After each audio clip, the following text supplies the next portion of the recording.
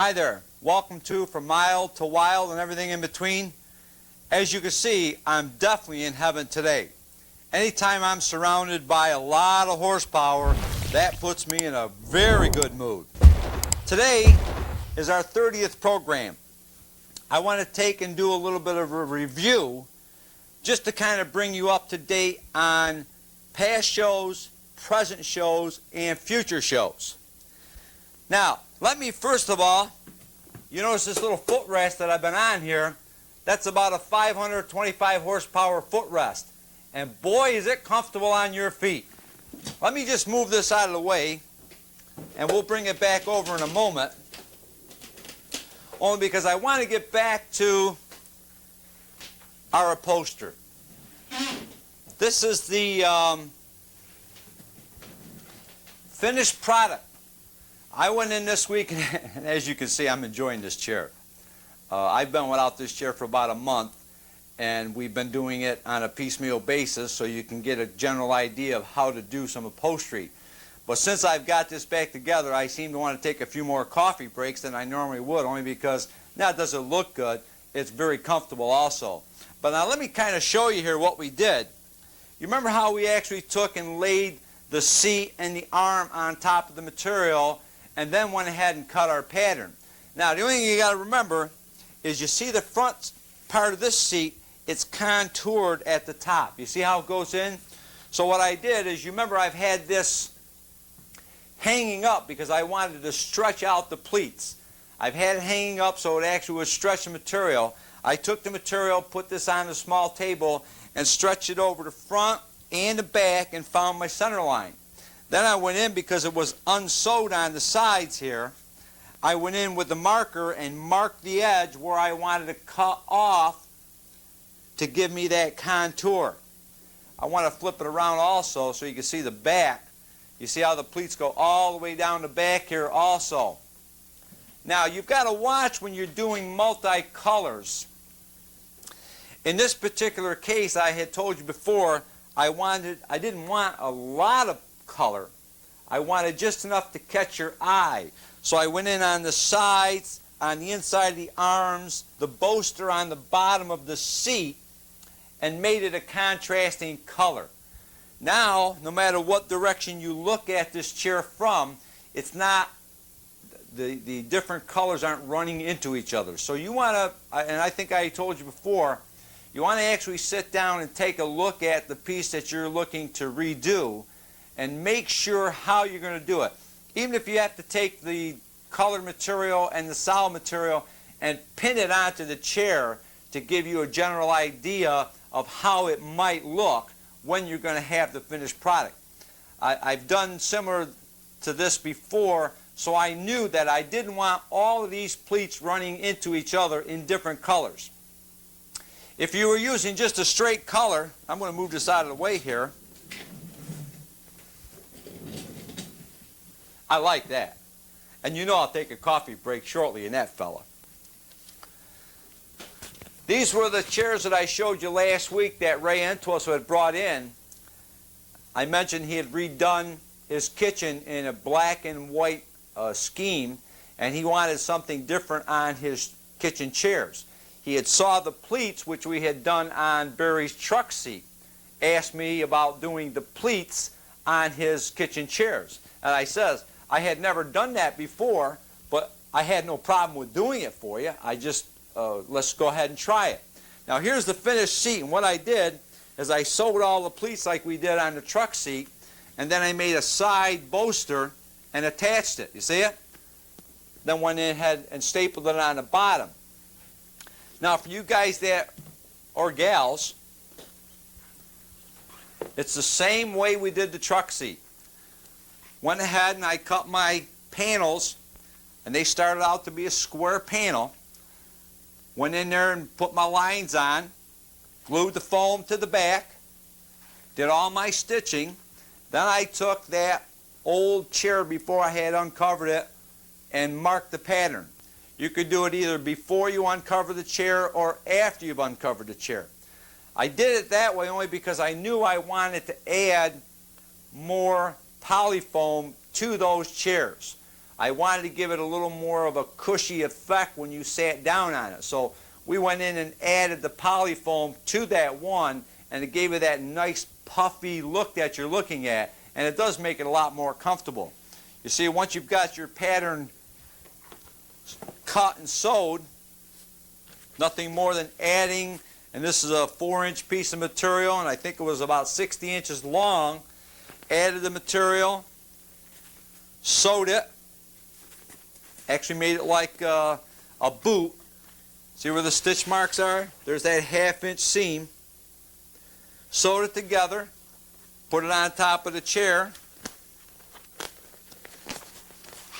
And this is something that will take you a little while to get used to. I always take and put the chair down on the bottom and then go ahead and put the cover, just like I folded the cover. I actually fold the cover over the chair with the foam on it, because I want to make sure that my corners and my round edges match the plywood on the bottom of the seat. Sometimes if you put them on like this, you could be just a little bit out of shape where your corners don't actually match each other. That was about the only thing that I had wanted to bring to your attention when it comes to the upholstery line. Now, for you guys and gals out there that maybe would like to learn how to do a little more upholstery, maybe one of your own pieces, or watch me do one of the pieces that we have here, we're going to be teaching upholstery at Herkimer County Community College starting in the fall. So if you need some more information on getting into the class, that's all you do is call 866-0300, and what they're trying to do is get a list of people and see how many are going to sign up for the course. Now also, we haven't discussed it at the college yet, but I would also like to teach HP 101. For all you guys and gals out there that have watched me put together these engines and maybe aren't still quite sure of it, and you didn't record all the programs. If you call the college, and if we can get enough people to sign up, we'll be teaching horsepower 101. We'll make it go right along with the upholstery. So now you can actually go up to the college and learn how to do your upholstery, learn how to do your motors, and time permitting, we'll teach you anything that we can up there. And just like I said to you, what you want to do is just call Herkimer County Community College at 866-0300, and they'll connect you with the proper people to get your name on a list. And I don't want you to go run right out and do it, but I have no idea how many people are going to sign up, so maybe you want to take a moment and just make yourself a little note so you can get in on those programs up there. Now I think I want to set up for a moment, and let's take a commercial break, and I'll be right back. If it's going to happen for you, it's because you make it happen. Can I see Latin lunch? Bring it up. That means college and paying tuition. Bandit. The answer could be an Air Force ROTC scholarship. How many F-16s you bringing in, Major? You'll get an education and the training to become an Air Force officer. Yeah, man, radio check, 123, 321. Okay, 2 F-16s to hot 6, right on position and hold. Let me take a look at this guy. Right that tower, airback 666, 7 miles northeast with the cardiac. Roger, Ronan, thanks. Hold those 2 F-16s short. Send the F-15 around. Switch to ILS. In-flight emergency, aerovac 666, on the ground in 7 minutes with cardiac patient. Airback's 2 miles out. With an Air Force ROTC scholarship, you can go as far as your talent and drive take you. They'll be all right. They're down now. Aim high, Air Force. And we're back. Now I want to bring it to your attention also, being our 30th show, we're going to make and talk to you about past, present, and future shows. But I also want to let you know that we go out with our crew and we do other events that are taking place in the community. Now you've seen on one of our previous programs where we went to the Frankfurt Center and did an anti-drug rally where we had a very good turnout. I got a phone call from Ron Gatto last Thursday, and evidently over the winter time there was a lot of people that had missed it and heard about it, and wanted to know if we were doing it again. And Ron called me and asked if we wouldn't do it again. And you know, when it comes to the kids, I never refuse. So I had told Ron I'd be more than happy to come back over to Frankfurt. Just let me know a time and a date. Now, when they do come back and tell me the time and the date, we'll have it on the college channel.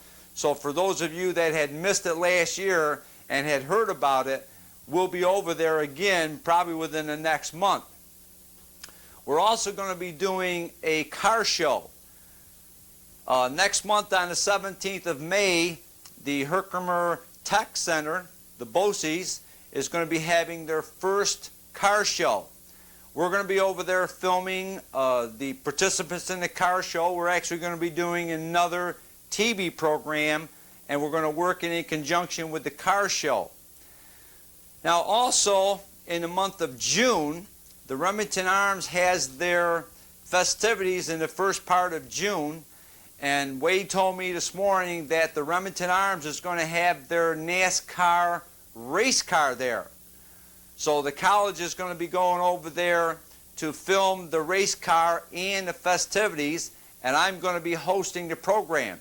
Now, as I told you earlier, I'm not sure of the dates yet, but you stay tuned to the channel and we'll be giving you dates as I either learn them or as we figure out what time is good for us to do that. But I want to at least let you know that we do go out and do outside work. If there's some event coming up that you think you'd like us to be there, by all means call me. If it fits into our schedule, we'd be more than happy to come out there and do it for you. Now what I like to do is I like to go backwards. I like to go back to when we did this transmission. This is actually my spare transmission. As you know, I've got my race transmission in my car. It's got the tranny brake. It's got all the bells and whistles on it. And it works excellent, along with my converter. As I told you before, this is an experiment for me. I wanted to see if I could reduce the pump pressure to gain that additional 27 horsepower that this particular manufacturer tells me that I'm going to. I don't know yet. As you can see, it's still on the bench. Time permitting, when we get back to doing our racing, I will go ahead and try this transmission in the car to see if I do pick up that 27 horse. Even 10 horse would make me happy, but this manufacturer seems to think that if I reduce that pump pressure from 200 down to 120 to 140, actually 120 to the 200 is the 27 horsepower that I'm referring to. I'm actually going to put this pump in at 140 pounds because I do a combination of street and strip driving. So we're going to take and put an extra 20 pounds on it. But we'll keep you updated on that. But that's one of the programs, or that's several of the programs that we did pertaining to the modifications inside that transmission and the blue plate special clutches that we use. And that fellow there will keep you posted in future programs as to what it did and what it didn't do. Now also, getting back to our engines. Now, the engine that we showed you how to prepare is already in the car. And time permitting, even though it's only 50 degrees out there today, it's a nice, bright, sunshiny day. And when we have time in closing, you're going to see me leave in that little vehicle there. We had a little pause there. The phone rang. It was a good friend of mine. I've known him for many years, Roy Henry. He's just purchased himself a 1955 Chevrolet, and he wants to know if there's any way that we can give him a hand doing a headliner. And I says, no problem. We'll meet on Saturday and we'll get together and we'll show you how to do this. That's why I said to you, a lot of these things that we haven't touched on, if there's something that, a particular program that you'd like us to do, we'd be more than happy to set up and get it done for you. Headliners are probably one of the most hardest things to do, only because all of the inside moldings have got to come apart in order to get that headliner down. We'll schedule that one in for a TV show, so stay tuned on that one. Let's get back to these motors here. The motor that you saw us do over the past how many shows is actually in the car right now. I'd love to show it to you, but I've enjoyed driving it around on the streets when the weather permitted. Now, if today the weather is about 50 degrees and it's a bright sunshiny day, so you know that in closing today you're going to see me leaving in that little car. I've got to go get some miles on this baby. I think I told you I like to get not a lot of miles, but I get enough miles on this car to break in my rings. And also at the same time, if there was anything that needed to be done, a rattle, a clang, or anything like this, I get it done then. Because when you're at the racetrack and you've got your mufflers off of this vehicle, you can't hear the rattles and the squeaks and the clangs. So I kind of do a couple things here. Not only that, I've been having to get the car more streetable. My daughter Crystal just turned 16 on Saturday, and she's already given me what has to and has not got to be done to this car. I want to show you one thing. I took the side bars out. If you go back to show one, I showed you these side bars. These actually rested right on my elbow. They went from the main loop and they went down to the floor. I pointed them out to you, but I couldn't actually show them to you because we were still using the vehicle. But I want to give you a little tech tip over here. I've got a 6-inch square plate fastened to the bottom. I've also got one just underneath the floorboard. Same identical plate, and then I've got another bar like this, it's much shorter, that connects it to the frame. Now, most of these cars you're going to see, this bar, a lot of them, actually swivel out of the way so they can get in the car. I positioned this one so I could actually slide over the top of the bar. It's a little more inconvenient, but I slide over the top of the bar and get in the car. Because if you'll notice, I take and I can preload my chassis by putting some washers underneath these bolts here. Can you see right there? What I do is I actually start putting washers, and if I want to preload it one way or the other, in this particular case, let me explain this one. I put washers underneath the bottom of these back two bolts here, like this, until the bar, this back part of the bar, was 1/4 inch away from the loop. Then I went in and drew it tight up against the loop. So I've actually preloaded this bar, and that's why I was telling you, I've got a chassis that works exceptionally well, only because of little things like this. You can do the same thing. If you sit there and look at it and stare at it long enough and look at what other people have done, you can come up with these same little ideas. This was one that I picked up, and nobody can really see what I've done only because the washers are underneath that big square plate. But you'll see, you know what I'm talking about. That bar is actually 1/4 inch up higher, and I've got to draw it down with a longer bolt to get it down into position. But that helps put a preload on my chassis. And as I indicated, it's a 2,900-pound car running 60 feet in 1.5 seconds. So you can see for the amount of weight I've got a chassis and tires that hook up really well and get me out that first 60 feet. Now let's get back to these motors. This motor here is one that I showed you in previous shows. This is a 400 Chevy engine. I've got the crankshaft up against the wall over there, and I'll show you that. This particular engine here, it's got a much larger bore and a much longer stroke. The 350 that I showed you had a 3.5 inch stroke. This has got a 3 3/4 inch stroke. The pistons are also much larger. This actually comes out to a 406 cubic inch engine. This is one that we're doing for Barry. Okay, now let's go over on this one over here. This is almost identical to all of my motors. This was the first one that we had done a few years back. We actually ended up making 468 horsepower or 58 horsepower with this particular engine. I bring it to your attention only because you may want to see a 400 horse engine. We just got through the one we did was 500 horse, and the one that I'm going to show you on the floor over there is in excess of 525. We're going to actually work that fall up to 600, 630 horse. But I want to bring these things to your attention only because I had given you limitations when we talked about crank rods and pistons. This motor here has got this steel crank in it, which is very fine.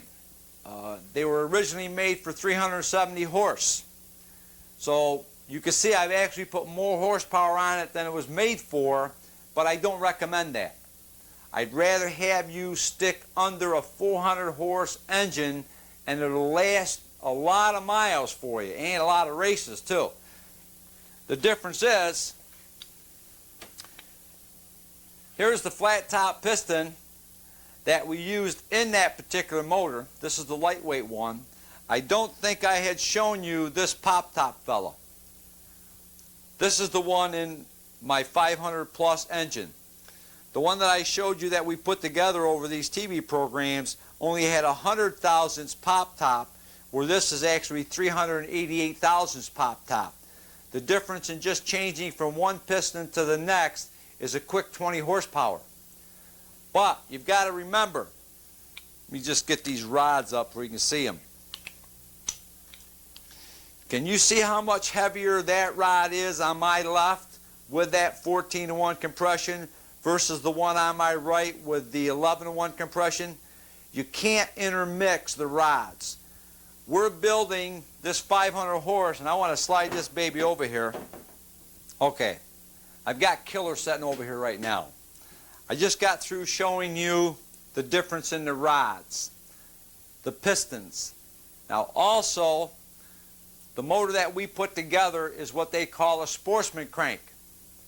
It would probably take up to let's say 600 horsepower. I'm not sure of the numbers on that one. But the crankshaft that's in Killer over here, this guy right down here, is what they call their NASCAR crank. This guy is bulletproof. Bill tells me down there he don't really care if I want to put a blower on top of this motor. I'm never going to have crankshaft trouble. What I'm trying to do for you is I'm trying to let you know that before you start a project, you've got to do a little bit of research. Over a period of the shows, we've tried to show you the rods, the cranks, the pistons, the heads, things of this nature. Now when you actually get down and get ready to do this, you make that phone call. You call that manufacturer and you tell them exactly, because you've already thought it out. Am I right? You've already sat there and said, okay, this is what I want. Whether it be 400, 600, 800 horsepower. That's what I told you. I could actually put nitrous oxide on this crank and rods assembly. I don't have to worry about it. Same with my pistons. They've had these particular pistons, and I think I had mentioned it before. These pistons are very, very reasonably priced compared to other pistons out on the market. They're at anywhere from, let's say, $200 to about $235 for a set of these pistons.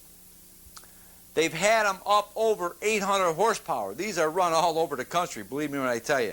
They've had them over 800 horsepower, and they actually did burn a hole in them, but because the guy hadn't retarded the timing another 1 degree, he popped the piston. So I just wanted to bring that to your attention. This guy here, we made, I think, about 520 horsepower with it. The only thing it needs now is it needs a little bit bigger camshaft, and it definitely needs some heads. I think I've actually brought the heads that you see me do on TV without sending them out and getting them poured and polished. I think I brought them to their maximum.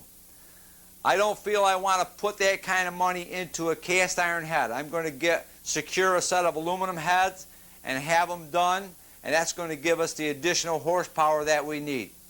I see we're running out of time, but before I go, don't forget my motto: do drags, not drugs, and I'll see you at the racetrack.